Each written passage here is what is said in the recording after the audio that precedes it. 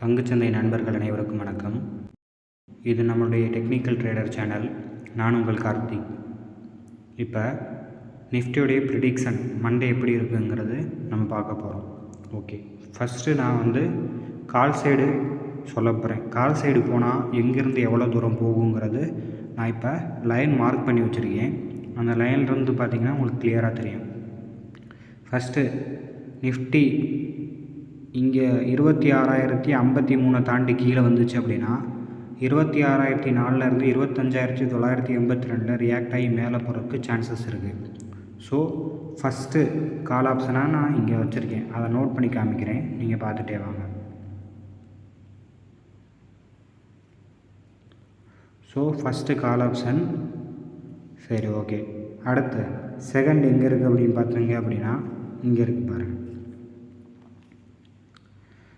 இங்கேருந்து இவ்வளோ தூரம் மேலே போகிறதுக்கு சான்சஸ் உண்டு. ஸோ செகண்டு கால் ஆப்ஷனாக இதை நீங்கள் சூஸ் பண்ணிக்கலாம். சரி, ஓகே.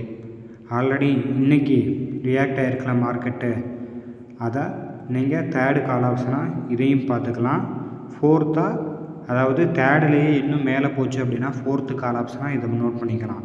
சரி, ஓகே. கால் ஆப்ஷன் இவ்வளோ தான் போகுமா அப்படின்னு கேட்டால் இதை தாண்டியும் போகும். எப்படி நான் சொல்லிடுறேன். சம்டைம் ஃபெயிலியர் ஆகும். எப்படி ஃபெயிலியர் ஆகும் அப்படின்னா பிரேக் அவுட் ஆகும். பிரேக் அவுட் மீன்ஸ் பெரிய கேப்புக்கோ கேப் டவுனோ நடந்தால் மட்டும்தான் ஃபெயிலியர் ஆகும். சரியா? ஸோ அதையும் நான் நோட் பண்ணி காமிச்சிடுறேங்க. ஸோ அதுக்கு முன்னாடி இப்போ இங்கேருந்து இவ்வளோ தான் போகுமா அப்படின்னு கேட்டால் கிடையாது. அதையும் நான் சொல்லி முடிச்சிடுறேன்.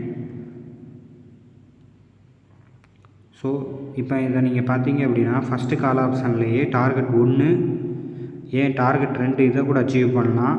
டார்கெட் 3, டார்கெட் 4 கூட சம்டைம் போகலாம். சரியா?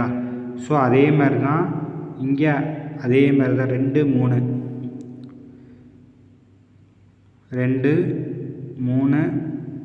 4.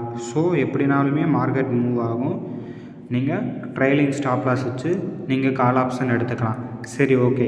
இது கால் ஆப்ஷனுக்குள்ளே என்ட்ரி. சரி, புட் ஆப்ஷனுக்கு நம்ம எப்படி எடுக்கலாம் அப்படின்னு பார்த்தோம் அப்படின்னா இதை நான் டெலீட் பண்ணிடுறேன். புட் ஆப்ஷனுக்கு நீங்கள் எப்படி எடுக்கலாம் அப்படின்னா இங்கே பாருங்கள்.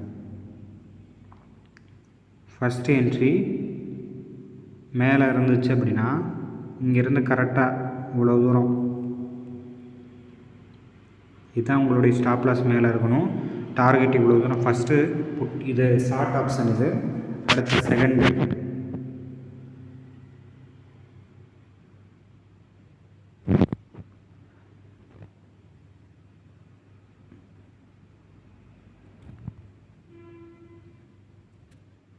செகண்டு ஷார்ட் பொசிஷனாக நீங்கள் இதை எடுத்துக்கலாம். டார்கெட் வேரி ஆகும். சம்டைம் இவ்வளோ தூரம் கூட வரும். சரியா? அடுத்து தேர்டாக நீங்கள் எதை எடுத்துக்கலாம் அப்படின்னா இங்கே இருக்குது பாருங்கள். இன்றைக்கி ஃப்ரெஷ்ஷாக எவ்வளோ தூரம் லோ வரைக்கும் வந்திருக்கு. ஸோ தேர்டாக எடுத்துக்கிட்டிங்கன்னா நீங்கள் இப்படி கூட எடுத்துக்கலாம். இந்த இடத்துலேருந்து இவ்வளோ தூரம் கூட கீழே வரலாம், இவ்வளோ தூரம் கூட கீழே வரலாம். ஸோ மொத்தம் 3 ஷார்ட் பொசிஷன் இருக்குது. எதுவும் மாறும். எப்படி மாறும்னு நான் சொல்லிடுறேன். அதையும் நான் நோட் பண்ணி காமிக்கிறேன்.